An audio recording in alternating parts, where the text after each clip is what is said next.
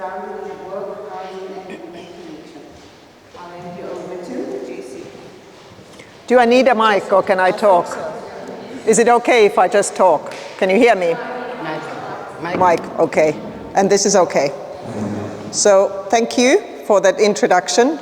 My team calls me, one of the words is head skarrele. So I run around and skarrel for resources for us. And then some of the management team members call me the pimp mama, because apparently I sell our concept everywhere I go. So those titles are just as true as anything else. And I've got a funny accent because I got washed ashore to South Africa about 30 years ago.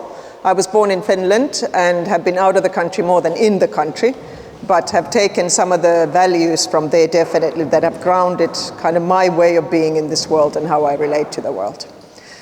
So thank you everybody for coming. I'm quite amazed. We have a pretty full room, so that's really amazing. And I'm here with my dear colleague who I've hijacked, Chantal Sampson.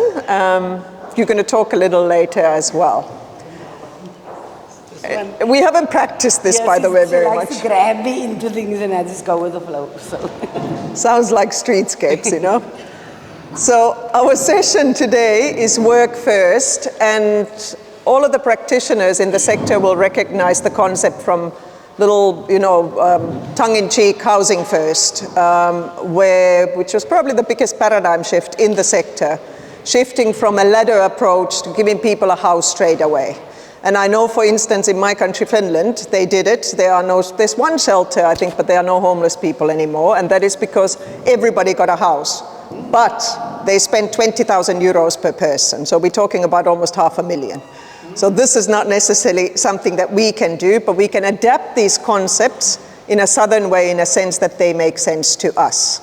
So work first is, it is a play with words, but it is flipping kind of street outreach a little bit on its head. So instead of us waiting for people to come and look for solutions and services, we go to them and we offer people work straight away, regardless of where people are at.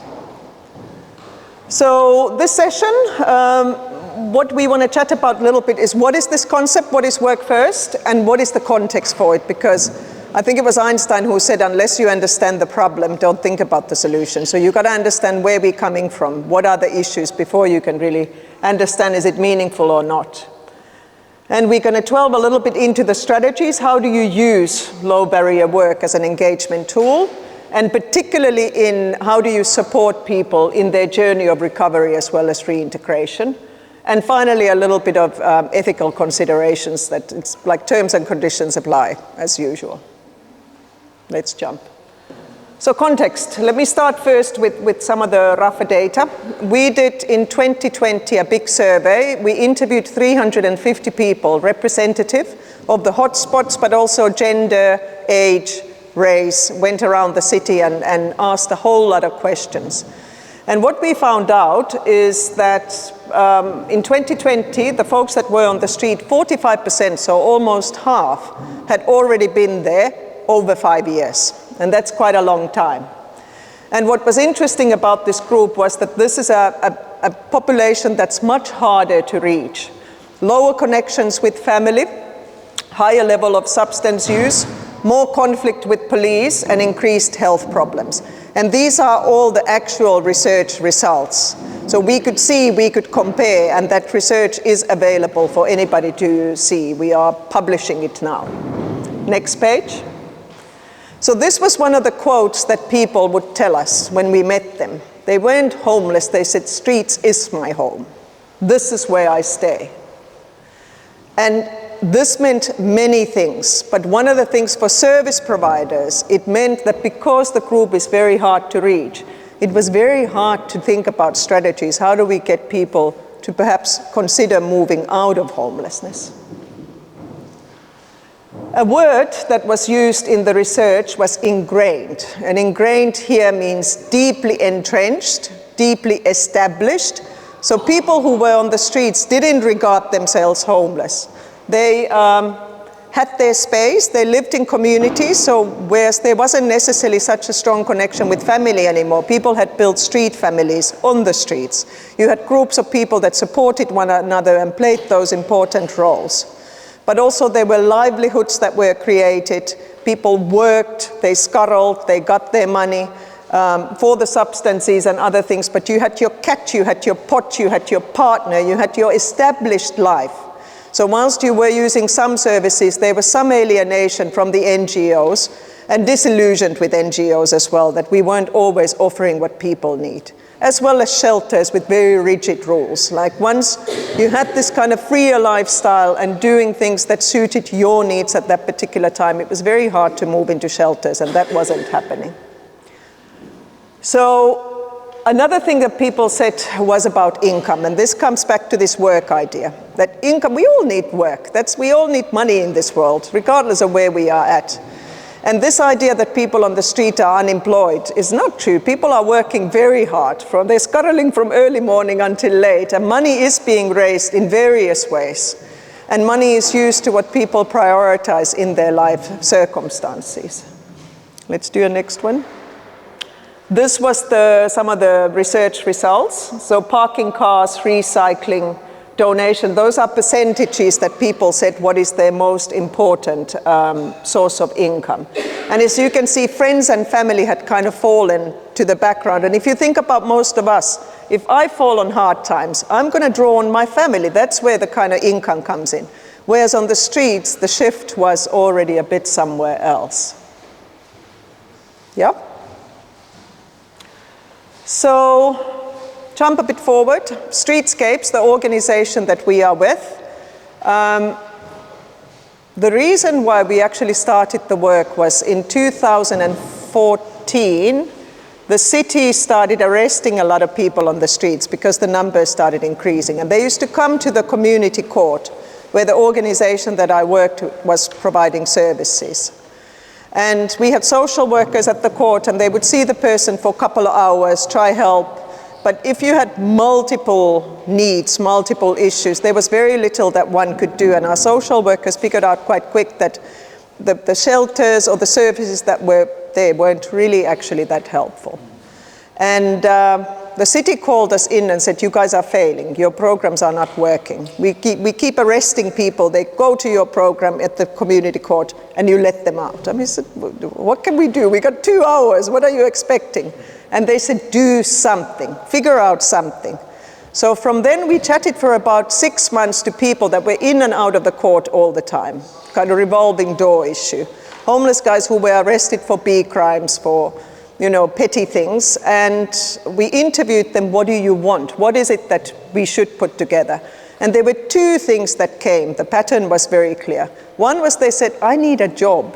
I need agency. I don't want a social worker. I don't want a shelter. I don't want a soup kitchen. I want to fix my own issues. And the second thing that came was that there was a family breakdown, that going back to family wasn't an option for various reasons. And now we were sitting in a situation where the services were completely around all the other things that people were asking, and government policies about family reintegration. So we realized this is not going to work very well. This is not necessarily going to happen. So we went back to the city and said, look, this is what's coming up. People are saying they want work. So city said, we've got EPWP programs, but you can only use it for folks that are off the streets and who are not using substances. So they said, as long as you get a group and you can get them into a shelter and you can make sure that they are not using anything, we can give you EPWPs. And we, of course, said yes, knowing that the shelters are all full and they can't take any. And how are you going to know if somebody's using substances? So we just ran with it. And we took 40 people on EPWPs. It started on the 8th of February 2015. And it was chaotic. I've got no training in facilitating anything. It was brilliant because there was a vacuum, and that meant that all the leadership from the group could come up. I was clueless. I mean, it was hectic. But that's what meant that the peer approach was there from beginning. People themselves started taking leadership. They started saying, this is too valuable for us to lose. Let's fix it all together. So from day one, the kind of key value for Streetscapes has been peers and the knowledge that people have and how they know how to organize things. I can scuttle. I can go and speak to the mayor, but I don't think I could ever do what Chantal does. I'd probably fail miserably. But so that was, again, coming back to the work. That is what people need. We need agency. We don't necessarily need welfare. And somehow in this structural issues and lacking employment and economy, that's what's kind of keeping people in poverty. And so the big task on our side as service providers is to think, what do we do about it? How are we going to fix these things? Let's jump. Guess who this is? So I'm going to hand over to Chantal a little bit, just because, again, so we come back a long way, but I haven't lived on the streets. I don't have that experience, and I think you might be a lot better in sharing a little bit on all of these things from your angle. I wasn't nervous now, but when I saw my picture. It's my favorite picture. Yeah. No, it's fine. Hi everyone, I'm Chantal. I'm someone with lived experience, and I think a few of you know me in the room. Rolanda knows me. We used to sit together, we used to scuttle together, we used to work together. She's the first one to show me how to do gardening in Streetscape and Freedoek when I started there. So the organization Streetscape helped me a lot. So if it wasn't for Jessie coming up that Saturday morning with biscuits and cookies with the residents, where I used to live in the mountain in Freedoek, Van Riebeek Park, I don't know what I would have done. She don't like to take the credit, but she is a big part of me changing my life. And yeah, and I wasn't long in the program, then COVID hit, and then we all went to Strandfontein. I don't know who was in Strandfontein with me, but I think, yeah, we went to the camps in Strandfontein. And I was the first one that contracted COVID. I was the lady. I know there were stats once when we were at the Inkatalo conversation, and they said there was a lady that contracted COVID, but I was the lady, and I was sitting and I didn't say anything. So I went to this nice hotel, the Goon Beach Hotel, for 14 days, and I got out of it. And for the week that I was in the isolation, a lot of people died because I could see the morgue vans. I'm from the Cape Flats because we know what the morgue van looked like. I will see the morgue vans down from my balcony, and I knew people were dying because we didn't know what COVID was. And there, I think the flip switched in my mind, and I said, God, if I make it out of here, I'm going to stop everything.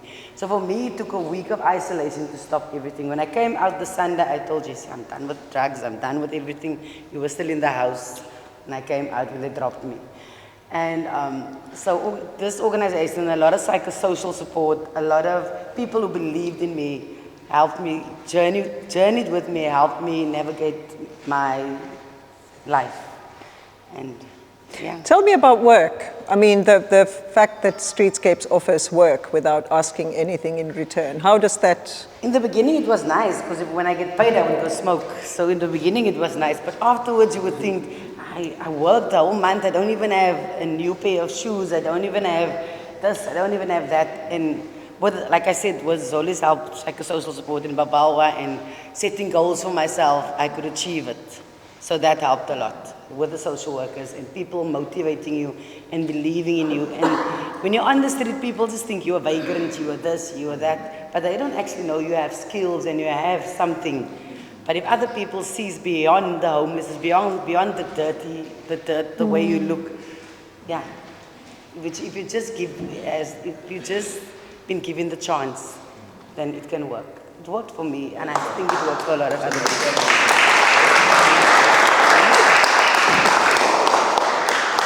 So Chantal is now actually our peer support specialist in Lower Gardens, SID. She's the person doing the social development programs there together with the social worker, as well as a community liaison officer. So she runs a lot of sensitization workshops with residents, with the police, and various things like that. So we continue that work. Thank you, Chantal. Thank you.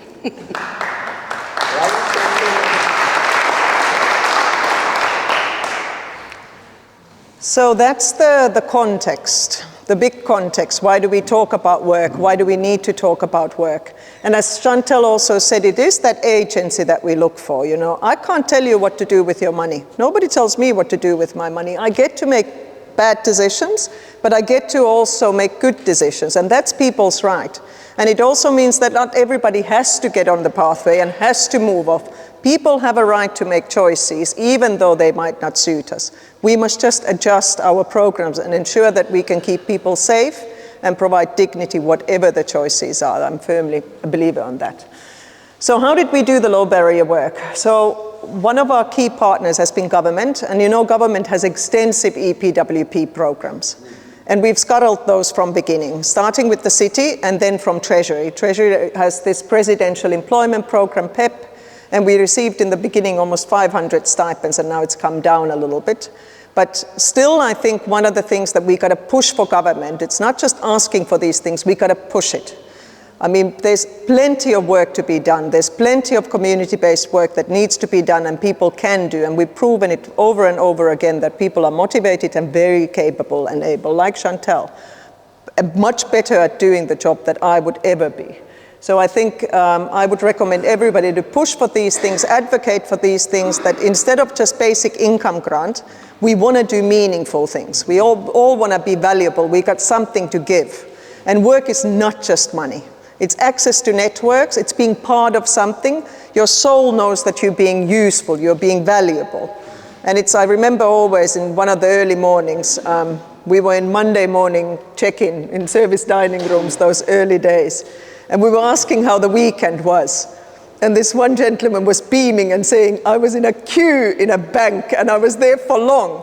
And I'm thinking, I can't think of anything as tedious as to stand in a queue in a bank. But if you've never stood in a queue in a bank, you don't have a ticket to ride. We take stuff for granted and we complain about things, and it's stuff that we don't even realize that other people have no chance of accessing. So I think the advocacy, one of the things is we got to push for these things, not because it's welfare, not because we be thankful when we get it. This is what governments must do. We must create a space for everyone. We've got enough money in this society, I feel. Anyhow. Secondly, easy tasks. So we don't want anything too complicated where people feel like, no, this is too hard, I can't do it. So we can build work readiness, and work readiness is not a technical skill. It is coming to work on time. It is solving problems with your team members. It's taking instructions. It's basic things that we also often take for granted because we've done it since we were young. And if you haven't had a chance for that, you need a safe environment where you can learn that stuff, because otherwise it's very hard to move on to other things. And life skills, just basic things. I mean, one of the nice things about Streetscapes is that we can do more. So we've got a soccer team that plays soccer weekly, and there was a yoga club, and we've got a hiking club. So it's the normal stuff that people like doing. There we go, there's our new hiking club member. And then what we do in that time, so we're not buying your work effort only, we're buying your time. Because if you're with us 8 hours a day, or in our housing 24 hours a day, we get to shift that environment around the person. And when you shift that, you can do lots of wonderful things. That's how usually our behavior is governed. If the environment, we respond to what's around us. So trust is built, confidence is built, and connections. Connections within the team, there's a strong sense of belonging, but also within the community where we work with residents, with the police, with government agencies, and all of that. And the fourth thing about the work is that all the teams are managed by clinically trained staff.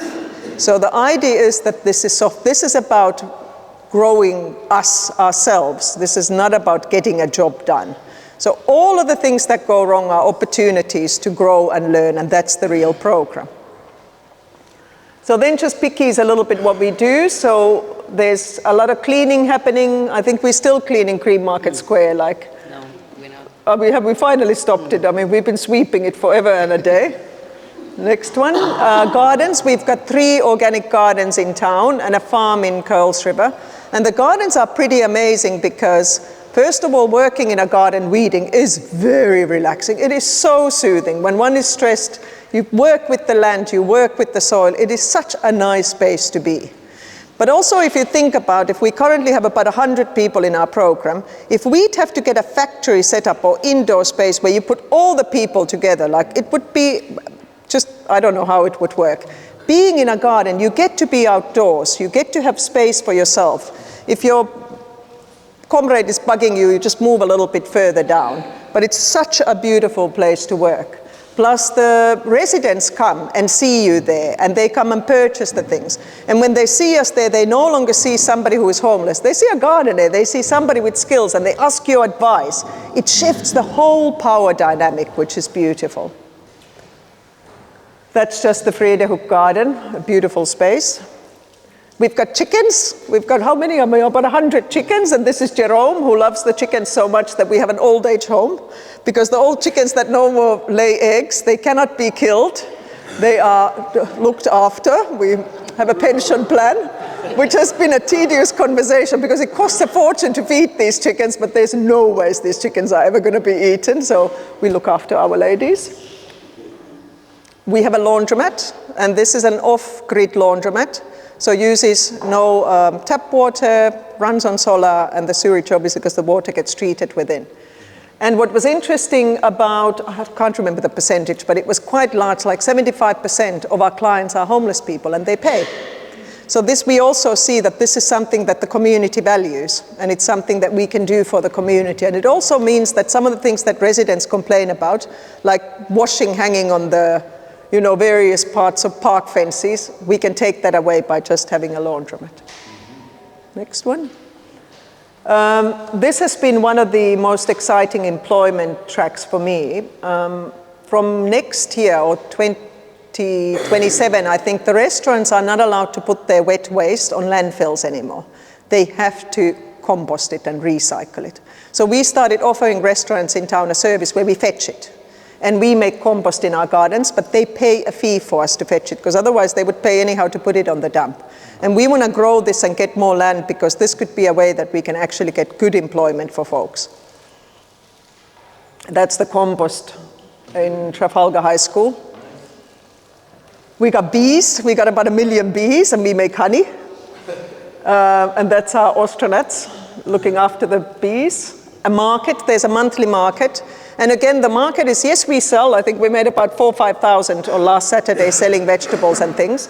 But most importantly, it's an engagement tool. There were 148 people that came to the market and engaged with us. And that's kind of what you want. You want to be part of the community. We want to be there. We want to be together with other folks. Thrift shop, people donate things and we sell them for 2 rands. 1 rand, take 3 for 2 rands, kind of deals, just to recycle also clothing. And then outreach peers. So people with lived experience are now doing outreach work in town.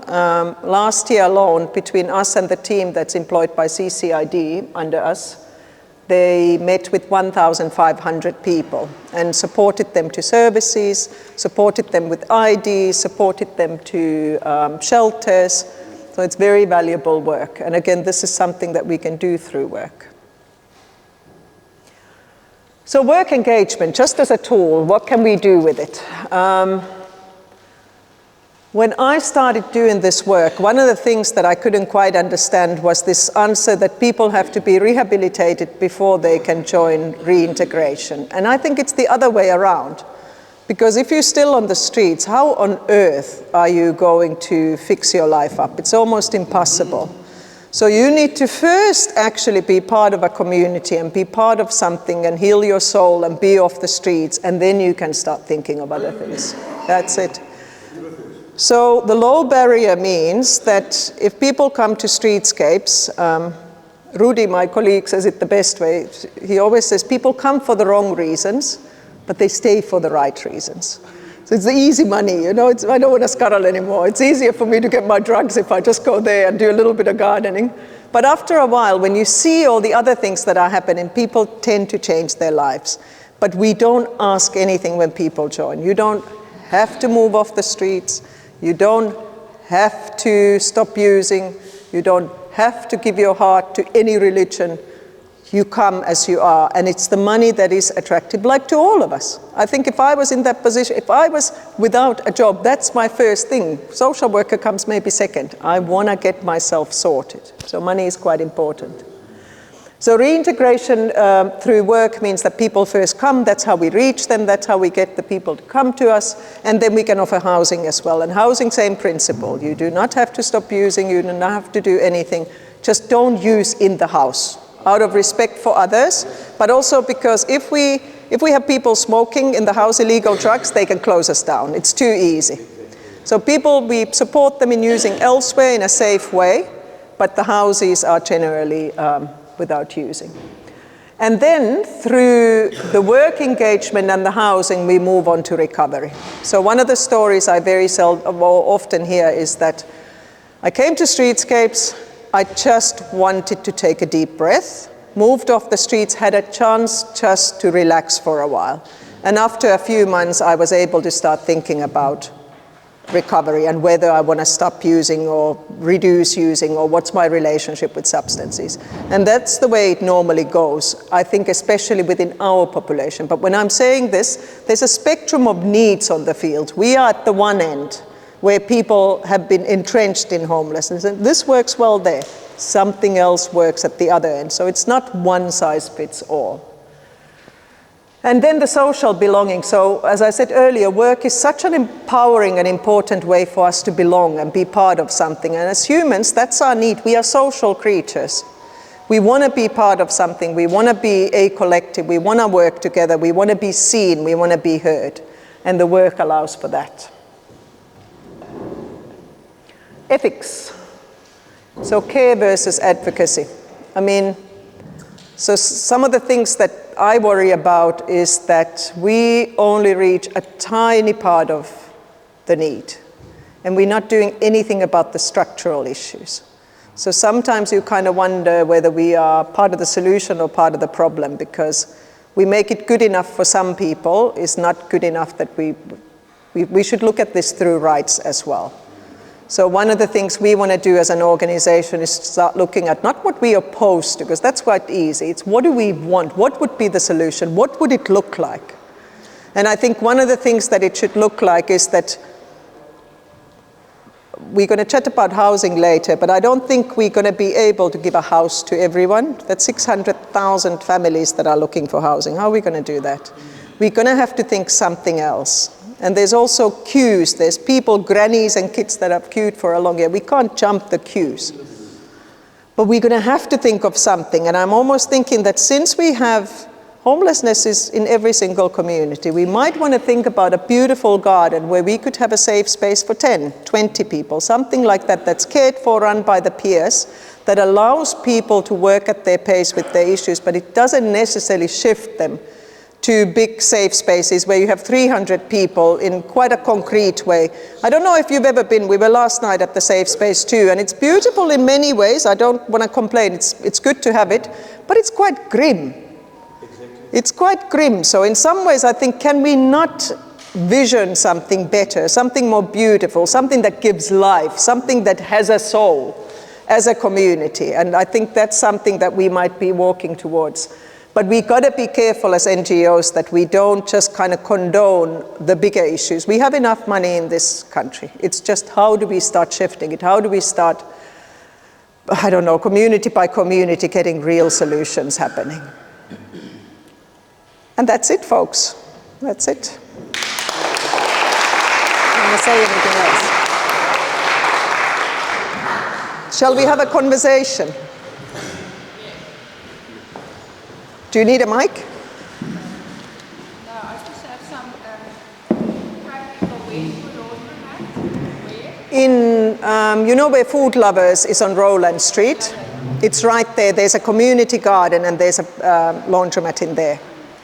What I just found is that we've got some homeless people at our church and they're regular comers.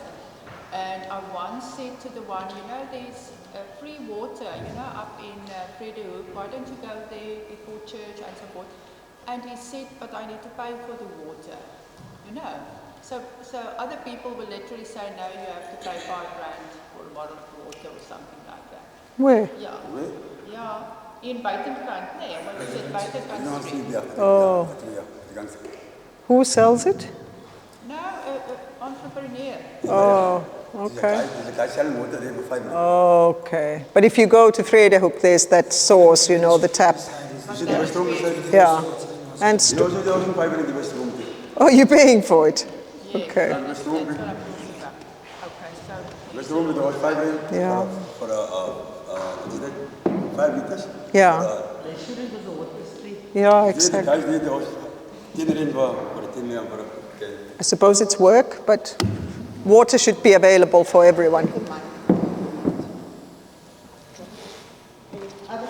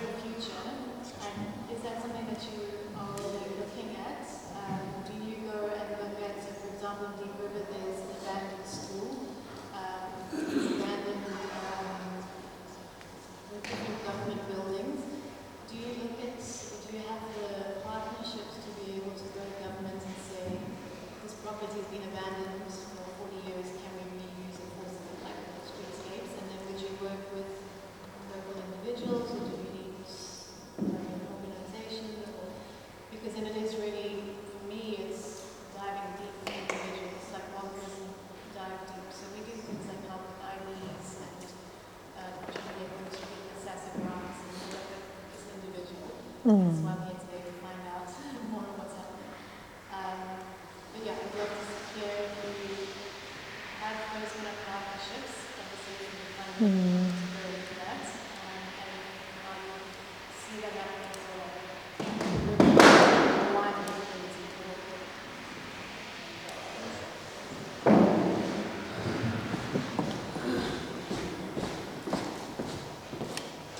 So one of the beautiful things about the Presidential Employment Program, PEP, was that it started as a collaboration with 14 NGOs, so we could expand. We were in many areas.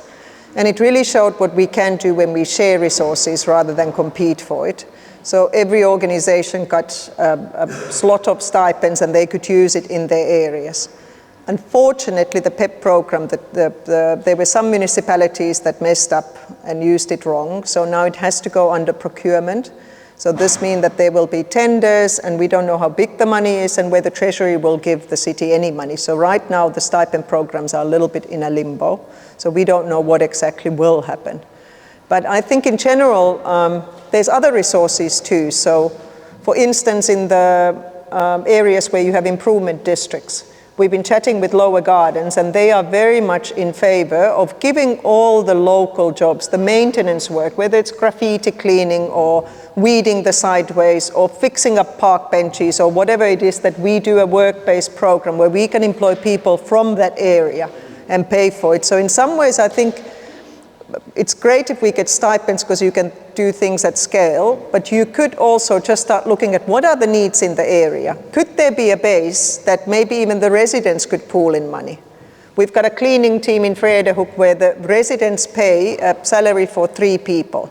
They raise it and then call upon them to go and do certain street cleanings and things. So in some ways, we could also just look at this differently and start looking at what do we value in our areas and how do we pool enough resources to do it. Seems like we've got time for one more. There was a question. Only one. Did we talk so long? I thought we had a lot of time. I thought it was going to be too short. Thank you. I like the approach of this work employment first. But I was just wondering to check with you. I see the presidential program whereby it's PWP, which means you guys are actually in control of and understanding the people that you're working with. Then my question would be, how do you see this work if you were to partner maybe with other private places, like let's say, would this same approach work with getting people employed by ShopRite or other corporate? Like how do you see that if that change would come? How do you see that actually working?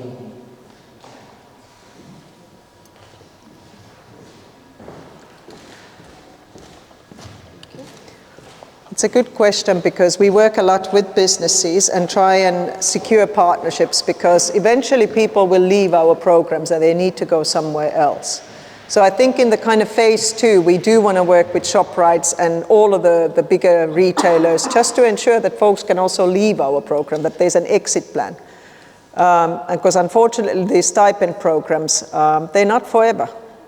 And that's almost like a rights issue, that how do you fix your life in a year if there's no jobs afterwards? Like, who do we burden this with? Is it the pathologist? Is it that person who has to carry that burden?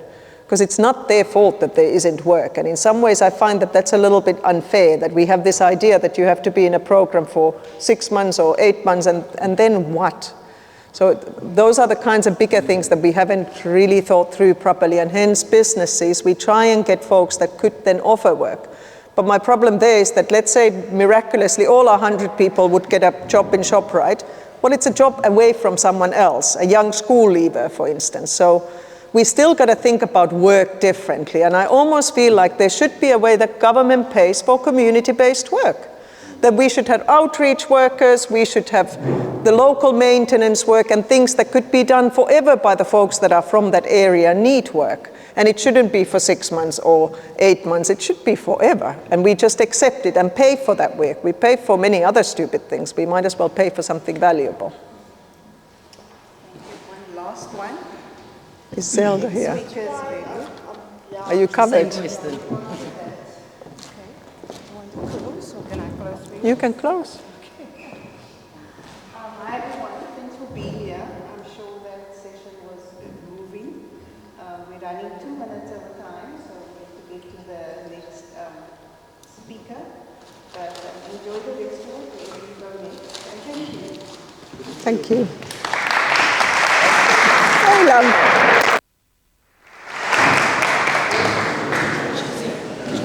Hey, love. My number. Yes, put it in. Hey, love. How is it? Was that okay? Yeah.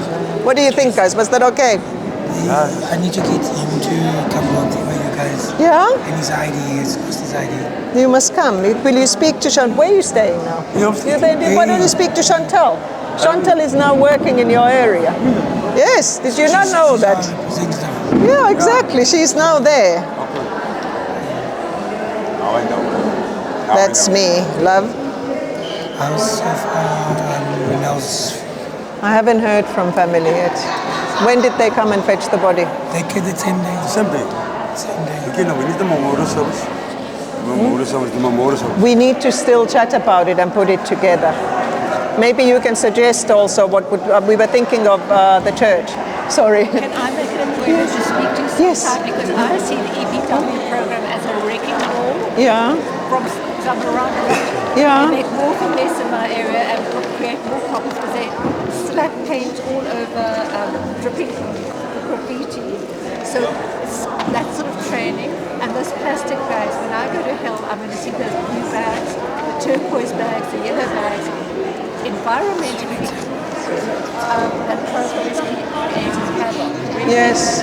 But maybe it's also that we should just manage those programs better, the You've got EPWPs. a relationship with the city. The city is my nightmare. And the city, they've got a 7-hour residential area. Which city is it? It's called Limerick. Go and have a look at Limerick. Hi. But it's not like this, but it's shocking. Oh my goodness, I'm sorry. Yeah, that does sound like it's not being used in its best possible I'm way. around a lot. Yeah. To Bishop, to Yeah. Australia. And the biggest problem as somebody who's Yeah. into the environment is the amount, and also the amount of money that the city is Yeah. spending on plastic. Yeah. And it's an incentive that. Yeah, The food waste project is fantastic, but they've got it, and you put the influence because you've got it in there. So it's just something. thank you for sharing that. You perhaps have a business card. I'd actually. I don't, but I can give you my I'd like to details. drop you a scenario we had with streetscapes, which were Oh. very discussed. Let me do this. I'm better almost either in text or email because. Jesse, Yes, love, I must move. Yes, you can pull it out. that's not your laptop, eh? No, that's not my laptop. That's Jesse's script. So you can go. Thanks. And your name is? Failure. Thalia. Nice to meet you, Thalia. Auntie Jessie, I Hi. wanted to ask already, so and when I got our job readiness and life skills certificates From Streetscapes? yeah, From us? no, Safe Space. Safe Yeah, Space. yeah. You know, the evil is moving away from me and the good is coming. Yeah. That's why I said safe space, Yeah. because I forgot about safe space. Okay, the thing is, okay, we both got matric and Yeah. got tertiary education. Yeah. I was a police officer for 9 years. I got my That's 4 years hectic, training. eh? Yeah, I was in the first group of Yeah. externs and job. Yeah. And the two of us actually have we realized that we can do that peer Yeah. because we could we sit with people, Yeah. get to know people on a personal level, Yeah. especially since we know Yeah. and we can relate to living with them honestly, Yeah. just Yeah. general Yeah. survival. So is there any way if Streetscapes has any of those positions? Those positions. You must speak to Rudy so often. I mean, there are some positions, like now the Safe Space program. You know, we started last night. We have trust issues with Rudy because Rudy has lied time and time Oh, again I'm to sorry. Anwar, and every time that Anwar, your partner. my husband, Yeah. yeah, and Because there's you two remember Anwars. that time when we had that meeting. But speak to Chantal. When is that gonna? So one of the things is that I don't have anything to do with the recruitment. So they do it with the team, but I know that they're looking for peers at the moment. So you could put your name in the hat. I think you just might need experience, but there is a position open for the safe space. That you know the pilot that we run there? I will kill those. I don't mind. You're not there anymore, right? No, I think another thing is I was only there for doing investigative work. Because all of that feedback, that is what I brought back to you guys. I remember, Before now, but the thing is, I will never ever get to be a part. Married, married twice, legally, no divorce and no talak. I mean, we Arabs can't get divorced. So we have 2 wedding anniversaries every year, 6 not months bad. apart. It's like one for each. Do you see where I'm going? I can't get out of this marriage. Sorry. Can I maybe also have your number? Yes, 072 660 8488. Where are you from? I'm from Benoni. We run an organisation called Manger Care Centre. Okay. So we're also quite into the agricultural sector. Right. And I was at your facility about maybe 2 years ago. Okay. But I'm really interested in the laundromat. Okay. Yeah. Why don't you pop in while you're here and go and see it? If that will be fine. And there's also, you could speak, so we had a Swiss university who developed it, but I think there would be an easier model. Okay. I think ours is a little cumbersome, so you could maybe do the water treatment in a simpler way. Yeah, because what we do is we're looking after, so it's homeless shelter, so we're looking after about 350 people. But part of that, we're in rural areas, so there's no... So I think something like that would be perfect. It's an investment. I think the Swiss put about 200,000 in it, but that was also because, they buy everything off shelf almost, but I think it's worth to think about. It will save you a lot of money in the process. Then sort of how many loads or how many washes can you do in that using your system? So it depends what is your capacity of panels, for instance. We run the whole office from those panels. So we put almost 200,000 in just panels, so batteries and panels. So because we want to get our whole offices off grid as far as possible. So the idea is to be sustainable in more ways than one. Well, because we've got about 4 different plots where we're currently at, and then we've also got a farm. It's about a 38-acre farm. So, but we're looking to incorporate that into our model. So I can put you in touch with Megan, who runs the laundromat and the things, and she can give you the lowdown. And we had an American engineer come because we wanted them to look at if we could do it simpler. Yeah. Because also you need less space. We have 3 cube water collection points where it cleans, and it might be easier if you could do it a little bit less. But amazing. Did you say Benoni in Joburg? That's correct. Okay. Hello. Pleased to meet you, man. Nice to meet you. Hello, Basil. No, I'm not Basil. Oh, you are not Basil. You just. I'm Reginald. That's my second name. That is one thing. That's one thing I want to correct. I talked to Santel. She said I can come to your place Monday morning, 8 o'clock. Absolutely. And my day here started very well. Yeah. Like they say, at the right place. At the right time. Thank you very much. Come 9 o'clock because I'm not there at 8. I come at 9. I work from 9 to 5 because I walk with the dog every day. Am I going to call you Reginald rather than Basil? Yes, thank you. Come, baby. Let's just take my things and we can go. I'm very disappointed. So you were saying you weren't happy. Was it that Rudy's? You weren't happy with Rudy? No, you see, Anwar is disappointed because every time he speaks to Rudy, then Rudy lies to you. Lies, but I don't know him as a liar. What's going on there? Is he just running to, because I do know that we task him with too many things. Yeah. Another thing is, like, he's a bit shady and Anwar would like to... What would you want to, is there something you need from... Hang him from the ceiling and use him as possibly a piñata. But tell me, what was it that you wanted from Rudy? No, the thing is, Anwar wants to go out for and work streetscape. Yeah. Like for the field outreach program, which we actually, I think, you know what, Anwar will actually thrive in something like that because he knows about 99.9% of Cape Town. Okay, and which would be helpful. Shall we go away from the front? You see, he's got a good way of talking to people. Sorry, I just want to give you my card. Thank you. I will